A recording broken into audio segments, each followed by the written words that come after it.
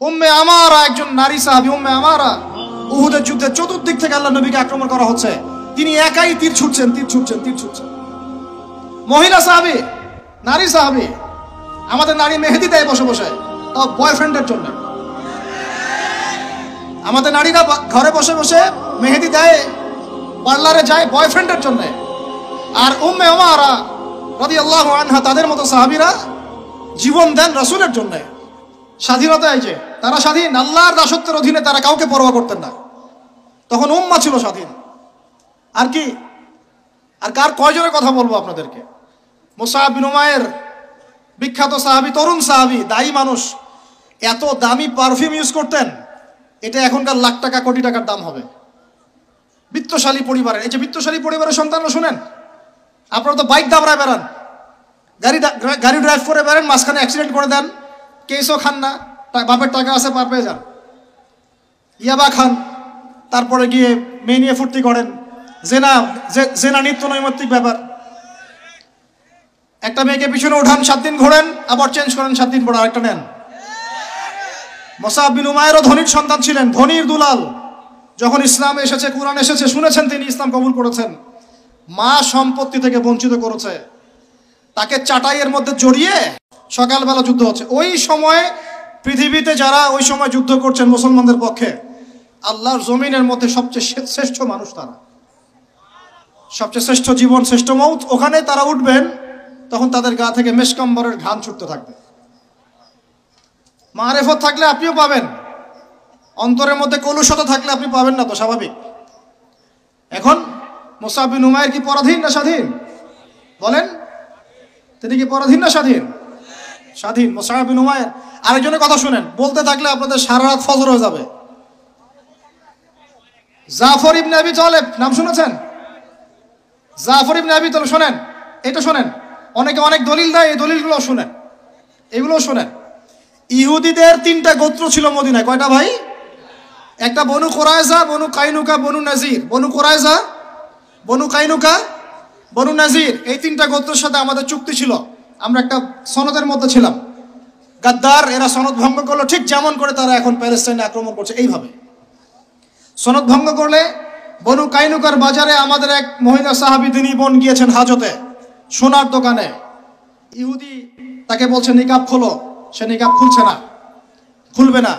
ইহুদি দুষ্ট, ষড়যন্ত্র করে তার কাপড়ের একটা অংশ রশি দিয়ে গিট বেঁধে দিয়েছে। আমাদের দিনী বোন উঠতে গিয়েছেন, সতর একটু খুলে গেছে, নাউজুবিল্লাহ। চিৎকার করে উঠেছেন। পাশে ছিলেন এক আমাদের আনসারী সাহাবী, আওয়াজ শুনেছেন। সেই আওয়াজ শুনে এক মুহূর্ত দেরি করেন নাই, মদিনায় ফিরে এসে নবীর কাছে পারমিশনও চান নাই। বুঝেন, দলিল বুঝেন। তিনি এক মুহূর্ত দেরিও করেন নাই, মদিনায় ফিরে গিয়ে নবীর কাছে পারমিশনও নেন নাই। তার কাছে একটা খোলা তরোয়াল ছিল, বের করেছেন, ইহুদির গর্দানে একটা কোপ দিয়ে গর্দান নামাই দিয়েছে। সাহসীদের মতো বলেন আল্লাহু আকবার। আমি দলিল দিচ্ছি আপনাকে, এই সাহাবী নবীকে গিয়ে জিজ্ঞাসা করেন না, করেছেন?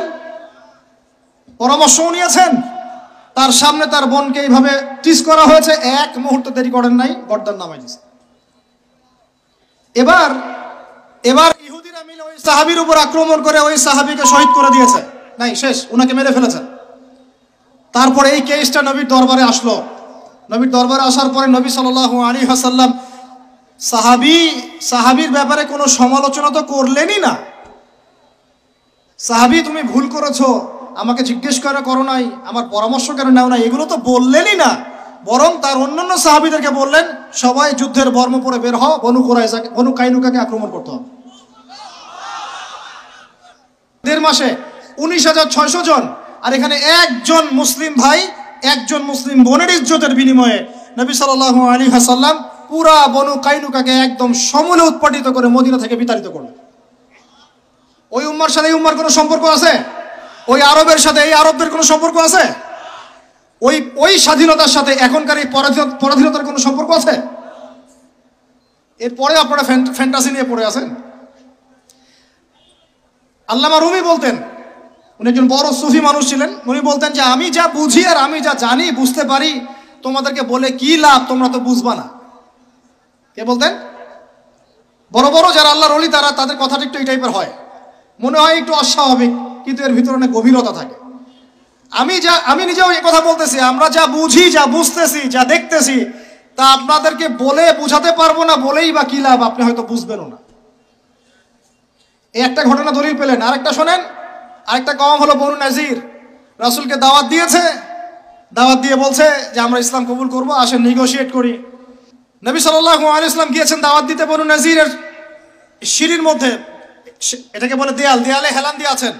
উপর থেকে এরা চাকি আছে না, চাকি যেটা দিয়ে আমরা ধান ভাঙে আগেকার মারা বোনেরা, বড় বড় যে লোহার আর পাথরের, এইগুলো উপর থেকে ফেলে তাকে হত্যা করার চেষ্টা করেছিল বনু নাজির। কোন গোত্র? ইহুদিদের বনু নাজির। আল্লাহ নবী জিবরাইল আলাইহিস সালামের মাধ্যমে জানতে পারলেন, সেখান থেকে উঠলেন, উঠে বললেন যে ঠিক আছে, বনু নাজিরকে আমরা অবরোধ করব। 1.5-2 মাস অবরোধ করে রাখা হলো, সূরা হাসরে পড়ে দেখেন। এরপরে এরা নিজেদের ঘরবাড়িগুলো কাঁধে করে নিয়ে মদিনা থেকে বিতাড়িত হলো। বনু নাজির, দলিল নাম্বার 2। 3 বনু কুরাইজা, বাকি আছে শুধু একটা, এখন বনু কুরাইজা। বনু কুরাইজাকে বলা হয়েছে আমাদের সাথে থাকবে, অন্যদের সাথে যাইতে পারবে না। Okay fine. খন্দকের যুদ্ধে 10,000 সেনাবাহিনী নিয়ে আবু সুফিয়ান আক্রমণ করেছে মদিনা, অবরোধ করে রেখেছে। এই সুযোগে বনু কুরাইজা কুরাইশদের সাথে মিলে আমাদের সাথে গাদ্দারি করল। আল্লাহ নবী যুদ্ধ শেষ করে বনু কুরাইজায় গিয়ে না গিয়ে কেউ আসরের নামাজ পড়বা না, ওদের সাথে গিয়ে মীমাংসা করতে হবে। তারপরে ওখানে গিয়ে ওদেরকে অবরোধ করা হলো। সাদ বিন মুআজ রাদিয়াল্লাহু আনহুর হাতে এই বনু কুরাইজার একজন বালেক যারা ছিল, এদের সবার গর্দান নামানো হয়েছে। এটা বনু কুরাইজা, বনু কুরাইজা, বনু কাইনুকা, বনু নাজির, তিনটা বড় বড় গোত্রের সাথে আমাদের যুদ্ধ হয়েছে নবী জীবিত থাকাকালীন। কি কি ইস্যু নিয়ে দেখেছেন। আর এখন আপনি দেখছেন বিগত 100 বছর, 1914 থেকে 2023 পর্যন্ত মার তারা দিতেই আছে, মুসলমান খাইতেই আছে। 4বার বড় বড় যুদ্ধ হয়েছে। যুদ্ধ এই 4টাতে মুসলমানদের মোটামুটি পরাজয়। এখন মোটামুটি 78 থেকে 80% জায়গা ওদের। এখন কি নতুন করে এই জিহাদটা ওখানে ফরজ হয়েছে, না আগে থেকেই ছিল? ওদেরকে বের করে দেওয়ার পর, 3টা গোত্রকে বের করে দেওয়ার পর খায়বারে তারা কিছু বাকি ছিল। আলী রাদিয়াল্লাহু আনহু হাতে পতাকা দিয়ে বললেন, খায়বারে যাও, আক্রমণ করো, এই নাইম দুর্গ তুমি জয় করবে ইনশাআল্লাহ। খায়বারের মারহাব ছিল একজন বীর, ইহুদি বীর, একাই 10 জনের সাথে লড়তে পারে। আলী ইবনে আবি তালেবের তরবারের আঘাতে ওর মাথার উপর থেকে তরবাল গিয়ে এইভাবে বসে গেছে মাটিতে, মানে দেহটা এইভাবে দ্বিখণ্ডিত হয়ে গেছে। ওদেরকে তারপরে বের করে দেওয়া হয়েছে। তারপর নবী সাল্লাল্লাহু আলাইহি ওয়াসাল্লাম বলেছেন তার ইন্তেকালের কয়েকদিন আগে, যে আমার ইন্তেকালের পর তোমরা বাকি যে অবশিষ্ট যারা আছে এদের সবাইকে জাজিরাতুল আরব থেকে বের করে দিবে। কে বলেছেন এটা বলেন? এখন তারপর ওমর রাদিয়াল্লাহু আনহু ওটা জয় করেন, আমাদের আন্ডারে থাকে। 1099 সালে ক্রুসেডাররা গিয়ে ওটা আবার দখল করে। তার মোটামুটি ভাবে 80 থেকে 90 বছরের মধ্যেই 1176 দিকে আইয়ুবী রাহিমাহুল্লাহ গিয়ে সেটা আবার জয় করেন। তারপরে আবার ওখানে লড়াই হয়েছে। তারপরে আবার গিয়ে আপনার মামলুকদের ভূমিকা আছে, জেঙ্গিদের ভূমিকা আছে, তুর্কিদের ভূমিকা আছে, ওসমানীয়রা আবার দখল করেছে। এই সিলসিলা চলতে চলতে 1914 সালে গিয়ে তারা এই ব্রিটেনের সহযোগিতায় এই জায়গাটা দখল করেছে। কত সালে? এই তো 1914 সালে। দখল করার পর থেকে এখন এই বিগত 100 বছরে ওখান থেকে তারা বিশ্বের সব নিয়ন্ত্রণ করা শুরু করেছে। জায়গা দখল থেকে শুরু করে মুসলিম ভাইদেরকে দমন, আমাদের বোনদেরকে ধর্ষণ, শিশুদেরকে হত্যা, জমি উপরে ফেলা, কি না করেছে। এখন তারা ওখানে দাজ্জালের শাসন প্রতিষ্ঠা করতে চাচ্ছে। এরাই তারা যারা দাজ্জালকে নিয়ে বিশ্বকে শাসন করবে। শেষ জামানার দাজ্জালের কনসেপ্ট না জানলে আল্লাহর কসম আপনি ওয়ার্ল্ড অ্যাফেয়ার্স বুঝতে পারবেন না। এখন শেষ করে দেয় এই কথা থেকে, দেখুন তারা বিগত 100 বছরে ওখানে যা যা করেছে বা করে যাচ্ছে, এরপরেও যদি আমাদের টনক না নড়ে, আমরা যদি মনে করি যে আমরা তো খুব ভালো আছি, তাহলে আল্লাহর কসম আমরা এখন উম্মাও বুঝি নাই, স্বাধীনতাও বুঝি নাই। আমাদের সবাইকে বুঝতে হবে পুরো মুসলিম উম্মাহ একটা দেহ। আমরা নিজেদের বেসিক ঠিক করব, অর্থনীতি ঠিক করব, আমাদের পরিবার ঠিক করব, আমাদের দাওয়াতের মোটিভটা ঠিক করব। এই ইস্যু পাগল জাতি হব না, মূল জায়গা থাকার চেষ্টা করবো ইনশাআল্লাহ। আস্তে আস্তে সেই প্রজন্ম আসবে ইনশাআল্লাহ। আমি না পারি, আপনি না পড়েন, আমাদের পরের জেনারেশন পারবে ইনশাআল্লাহ। বা তারপর একদিন না একদিন বাইতুল মুকাদ্দাসে আমরা নামাজ পড়বো ইনশাআল্লাহ। বাইতুল মুকাদ্দাসে সালাত আদায় না করা পর্যন্ত আমাদের শান্তি নাই। বাইতুল মুকাদ্দাস বিজয় না হওয়া পর্যন্ত এই মুসলিম উম্মার ঘুম নাই।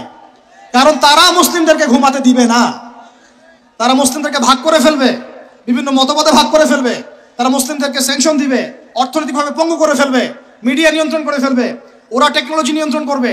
মুসলিমদেরকে তারা দাঁড়াতে দিবে না যতক্ষণ পর্যন্ত বাইতুল মুকাদ্দাস পাচ্ছেন না। আর এখন এই ইস্যুগুলো নিয়ে কথা বললে মুসলমানদের মধ্যে এক শ্রেণীর মুনাফিক তারা আমাদের বিপক্ষে কথা বলা শুরু করে। এই জাতির এখন চিনতে আশা করি বাকি নাই যে মুসলিমদের মধ্যে কত মুনাফিক ঢুকে গেছে। কোন দলের সাথে আমাদের কোনো দ্বন্দ্ব নাই, আমাদের দ্বন্দ্ব হচ্ছে কথিত মুনাফিকদের সাথে, যারা এই চলমান সংকটের মধ্যেও মুসলমানদের পক্ষে না গিয়ে জালেমের পক্ষ নিচ্ছে। এই চলমান সংকটের মধ্যেও মাজলুমদের পক্ষ না নিয়ে যারা জালেমের পক্ষ নিচ্ছে, এদের সাথে আমার কোনো সম্পর্ক নাই, আপনাদেরও সম্পর্ক থাকার কথা না, এই উম্মারও সম্পর্ক নাই। আল্লাহর কসম, ইনশাআল্লাহ আমাদের সন্তানদের হাতে বাইতুল মুকাদ্দাস বিজয় হবে ইনশাআল্লাহ।